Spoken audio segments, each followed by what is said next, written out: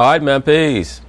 You know, brothers, I'm on record as stating that, in my view, LeBron James represents one of those super talented people, and oftentimes super talented, ultra gifted people can become too overcome by the multitude of gifts that they have, and it can stop them from attaining the optimal level of success that they would have been able to achieve had they just had one or two gifts as opposed to the full gamut of gifts.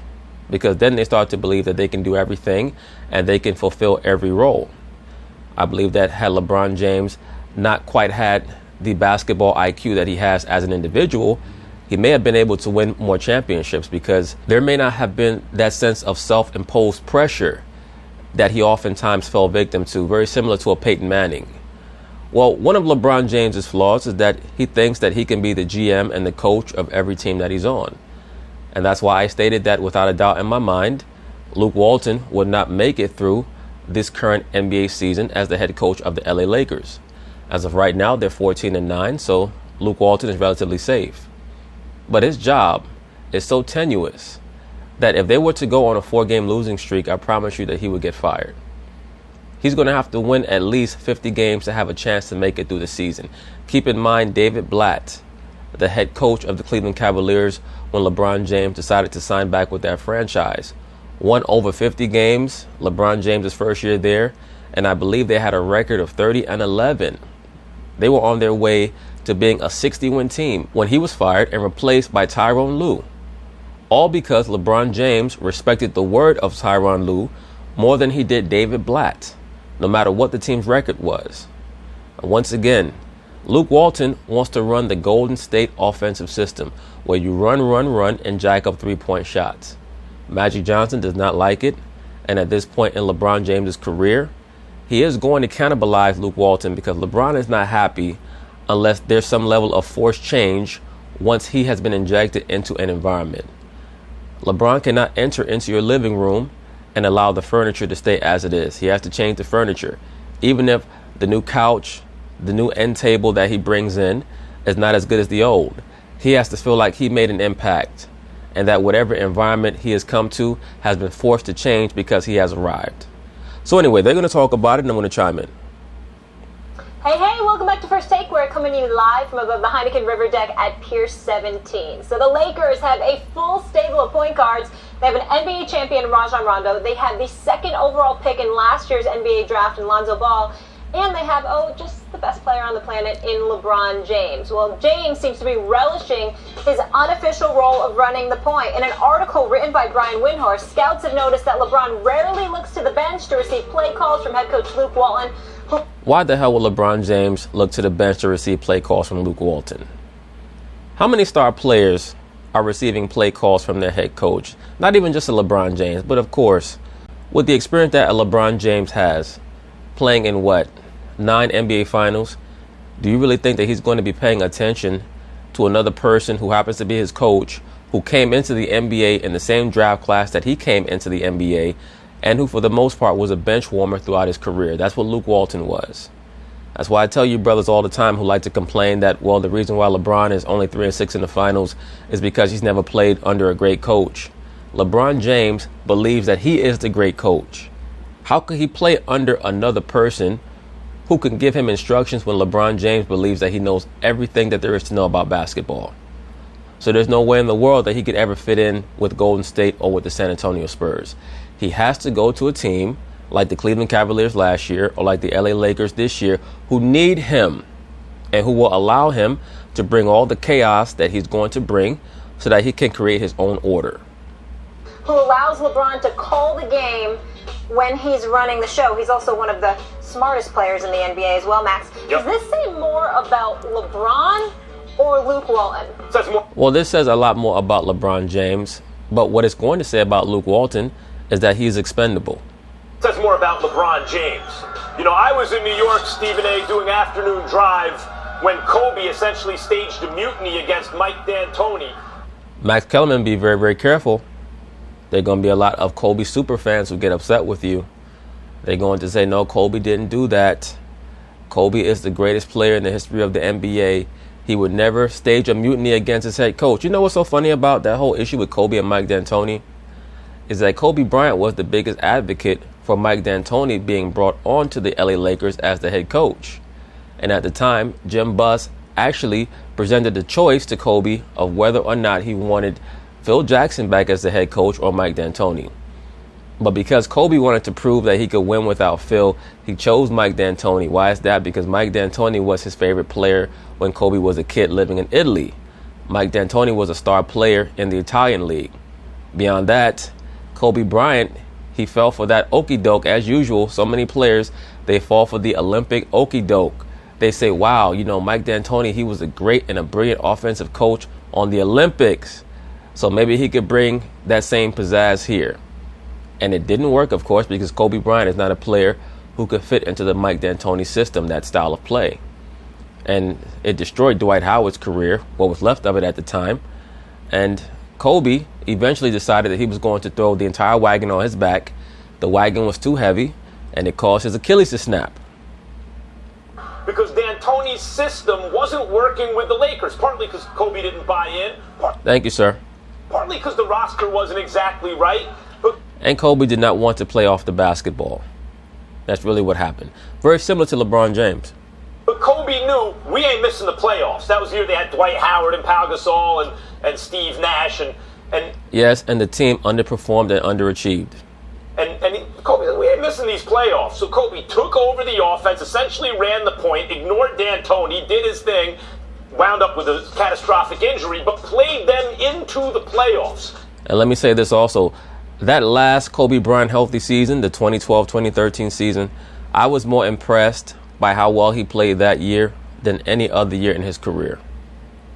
LeBron James, I don't think here is staging a mutiny. LeBron is doing what he has done. Yeah, he's not staging a mutiny. Really, all he's doing is asserting his power. He's coming from beyond the shadows, from behind the curtain, and letting Luke Walton know, I'm the captain now. That's all he's doing. Because Luke Walton already knows that LeBron James has power, has clout over him, particularly in the eyes of Magic Johnson. Magic has no respect for Luke Walton. Since he left Miami, he's doing the thing he did to David Blatt and to Ty Lue. It's no knock against those coaches. David Blatt's a good coach. Ty Lue is a good coach. I think Luke Walton is a good coach. But LeBron takes control. He's going to play this bunch into the playoffs. For better or worse, in certain respects, the young guys won't develop at the pace maybe the organization would like. Right, but Max Kellerman, that makes no sense because according to you and all of the other LeBron James superfans, everybody that he plays with, he makes them better. So you have to get your story straight, sir. Maybe not. Maybe he'll trust the veterans more than he ought to, and as a result, there'll be slower development among the young guys. Who knows? Or no development. Knows. Listen, Luke Walton predates LeBron, predates Magic, so he has to. Soon he's going to antedate LeBron James and Magic, meaning he's going to be a thing of the past. Has to be great to keep his job, which is okay. That's the Lakers standard. You should have to be great to keep the Lakers job. But this says more about LeBron because it was the same thing with Blatt. It was the same thing with Ty Lue. This is what LeBron does. Yes, that's what he does. That's why I call him the Galactus of the NBA. He comes to your planet and he destroys everything there. He takes control of the team. He's a basketball savant and he trusts himself. Yes, and he only trusts himself and he's too smart for his own good. Pride goes before destruction. Max Kellerman, this is more about Luke Walton. This is more about Luke Walton. I don't know if you can hear me. Can you hear me? I can. I got you loud and clear. Yeah. This is more about Luke Walton than LeBron James, and I'm going to tell you why. Yes, LeBron is doing what he did with Mike Brown, David Blatt, and all of these guys. That is true. But you also have to remember, although we respect Dave Griffin, the former general manager for the Cleveland Cavaliers, you still had Dan Gilbert as the owner. You still had a situation where it was LeBron and it was LeBron's team. This is Magic Johnson's team. He's the president of basketball operations. Well, Stephen A. Smith, let me correct you. This is Jeannie Buss's team. We know that Magic Johnson has been entrusted to run the ins and outs, the operational aspect of the team, but really he acts as the liaison between the operational aspect of the LA Lakers and the media, because that's what Magic Johnson does best, is talk and make people want to become involved spiritually with that franchise. Rob Pelinka is the one who's, doing the dirty work. But make no mistake about it, LeBron James, he has as much clout on that team as Magic Johnson. They speak and they communicate because they're pretty much simpatico. They're both woke Negroes. They're both Luciferians. They're both pansexuals. LeBron James is pretty much the Magic Johnson of 2018 in regards to how he views himself in the NBA and how he's perceived. But make no mistake about it, if LeBron James decides that he wants out of this Laker experience, Magic Johnson will have a nervous breakdown. Operations. He did not hire Luke Walton. Okay, that was Jeannie Buss's hire. Now, obviously, I've been told that Magic has carte blanche. If he wants Luke gone, Luke is gone. What that means is that by the All-Star break, the Lakers better be at the very least 10 games over 500. At the very, very lowest. Really, probably about 15, maybe even 20 games above 500 for Magic Johnson to leave Luke Walton alone. It's that simple. Jeannie Buss will not stand in his way for any basketball-related matters. She'll run business, but basketball-wise, Magic Johnson makes the call, period. Having said that, here's why it's relevant. Once upon a time, I would sit up there and I'd go like this, hey, you know what? It's about LeBron. But then I heard LeBron say weeks ago, these guys were handpicked. JaVale McGee, Rajon Rondo, all right, Michael Beasley, Lance Stevenson. These guys were handpicked. LeBron wanted them. Right, but Stephen A. Smith, what does that have to do with the price of tea in China? LeBron James picked a lot of the Cleveland Cavaliers who started the season last year before he eventually gave up on the team and forced that mega trade. When they brought in all the young guys, supposedly those were his guys as well. And then when he got to the playoffs, he threw them all under the bus and accused them of having a very low basketball IQ. Now, when LeBron James accuses you of having a very low basketball IQ, what he basically means is that, why are you not reading my mind? Because they're not playing a real basketball system. They're playing the LeBron James system. So if LeBron has gotten everything he wanted thus far with those guys, why the hell wouldn't he get what he wants with a coach?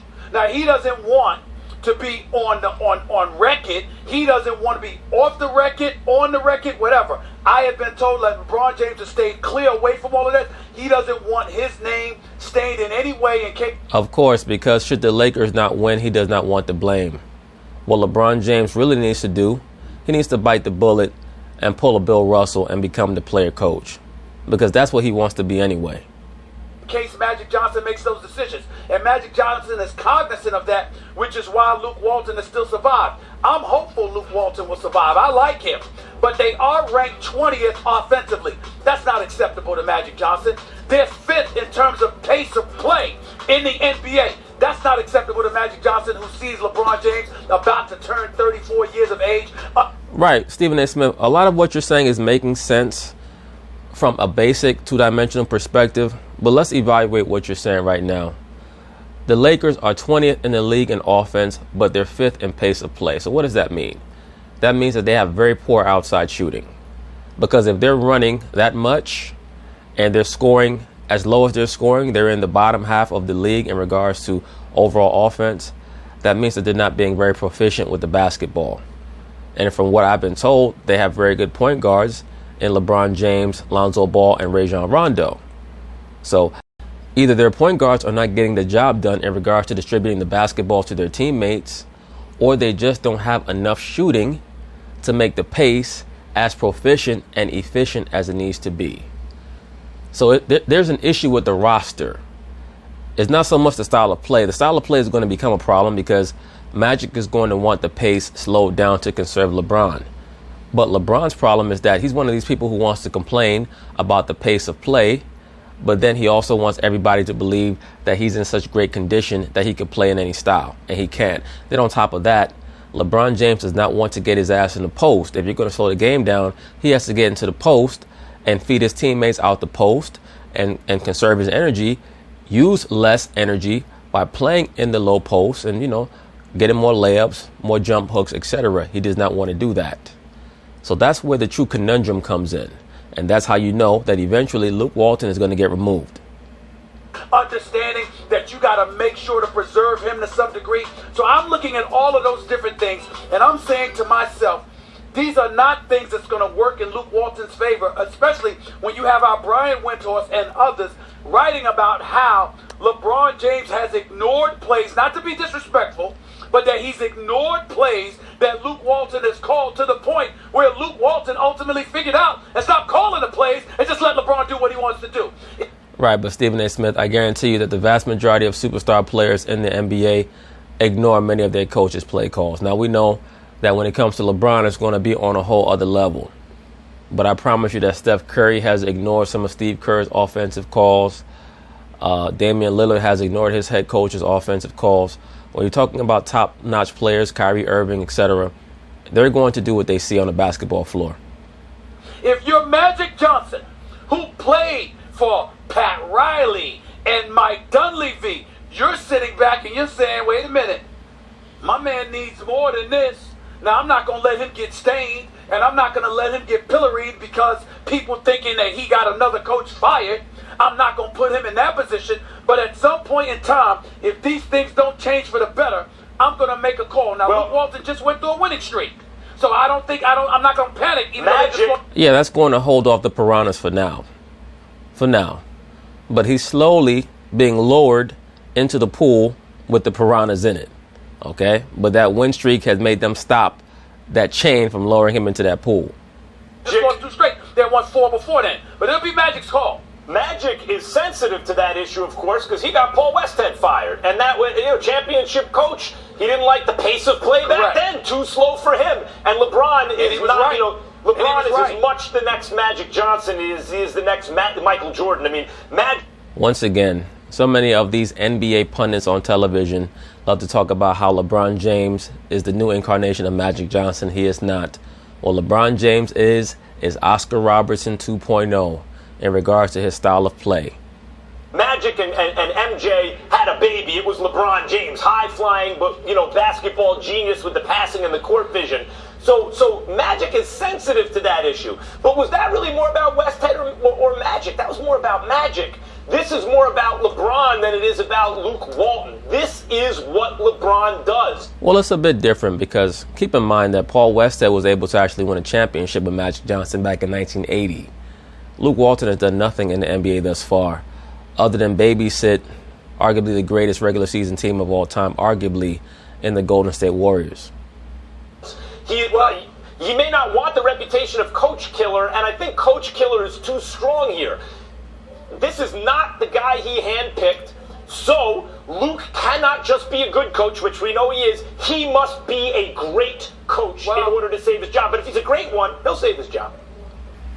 Well, Max Kellerman, does he really have to be a great coach, or does he just have to be a coach who can make LeBron James feel comfortable? Well, again, I'm not saying I'm not calling LeBron a coach killer by any stretch of the imagination. I'm saying that others have, and as a result, it's something he and his team are cognizant of, and they want to avoid. With somebody like Magic Johnson, who's going to be incredibly protective of his primary asset, plus combined with the fact that he's the one running the show, I'm saying that's why it's more about Walton, because Magic Johnson knows basketball. LeBron trusts Magic Johnson's basketball acumen. And if Magic Johnson comes to the conclusion that we got to do something, it's going to be about Walton. He ain't thinking about doing that with LeBron. Absolutely. But at the end of the day, that's how you know that it's only a matter of time, Stephen A. Smith. We all know. And if LeBron does not overtly get Luke Walton fired, he'll utilize the media via proxy. He knows what he's going to get from LeBron. He's thinking about what's surrounding LeBron. What I'm saying is Walton is incidental. I agree with you, Max Kellerman. In other words, what Max Kellerman is stating is that whoever was the coach of the LA Lakers was going to be removed by LeBron James, and I agree with him. That's why I stated that LeBron James is Galactus, man. It's not necessarily purposeful or personal when he has you removed. He just has to feel like he's had an impact on the environment that he has invaded. He has to feel like he's the reason why things have changed. Whether he's a good or a bad coach isn't even the issue. As I said, the only thing that saves him is if he's a great coach. Otherwise, he's incidental. He's interchangeable with Blatt and Ty Lue and everybody like that. Then it's about him. No, it's about LeBron. Then it's about him. No, it's about him. If he's incidental, by definition, it's not about him. No. I'm not. Once again, here you are with the thesaurus in the dictionary. No, Stephen A. Smith, he's not using a thesaurus in a dictionary. He's actually using rationale, and you're having trouble with it. That's not where I'm going. I'm talking real talk here. I'm saying you know what... No, you're talking bullshit. You're talking that barbershop talk. What LeBron is and what you're going to get from him. You're not concerned in the slightest. You're watching Luke Walton with everything else around him. Not to mention the fact that Magic and Rob Pelinka got to get some more shooters. They're looking at Luke. Well, that's really what the problem is, Stephen A. Smith. That's why I stated that when you brought up how the Lakers are 5th in pace of play, but they're 20th in offensive proficiency, all that tells me is that they're not making shots. They don't have enough shooting, because that means that they're not taking advantage of all their possessions. Luke Walton. So either it's a shooting issue or it's an issue with their point guards not distributing the basketball properly. Walton. They're not looking at LeBron at all. Well, of course. Right, of course not. Why would they be looking at LeBron, Stephen A. Smith? Are we arguing whether they're going to keep Luke Walton and get rid of LeBron James? Of course not.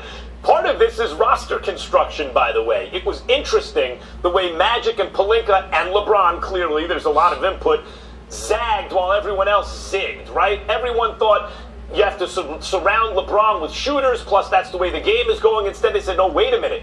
We need to take the ball out of LeBron's hands a little bit to preserve his career and prolong it. We want to play with real pace, with other playmakers, other ball handlers. There's the Rondo signing, right? Obviously, Lonzo can do that. Yeah? You just said something. Max, I got news for you. You don't have to take the ball out of LeBron's hands. That ain't the only way to preserve him. You can keep the ball in his hands and surround him with shot makers. That'll preserve him too. Right, but that's... Right, but will that really preserve him? Really, the only thing that will preserve him, Stephen A. Smith, is if he gets his ass down there in the post, which he refuses to do for whatever reason. That's not... He don't have to do as much. By the way, that really was what conventional wisdom was. We were all... And beyond that, he had a bunch of shooters out there in Cleveland. And all he did was complain about how much he had to do. Scratching our heads. Why are they putting this roster together?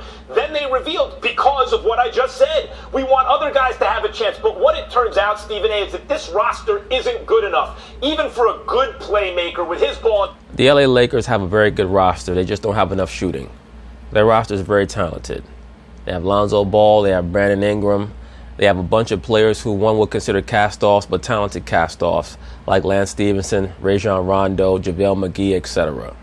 They also have Tyson Chandler, one of the better defensive centers in the NBA right now. Of course, he does not have the feet that he had 5-6 years ago, but he's still a very good and very potent defensive center. So their lineup is very good. All they're missing are a couple of pure shooters. So this team is good enough for LeBron James to lead them to 50 wins, even in the Western Conference, because the Western Conference has lost a lot of its bite. Ball in his hands to have them winning. It takes LeBron, the ball in LeBron's hands, to elevate this roster. If he was on a team with superstars, he wouldn't have to as much.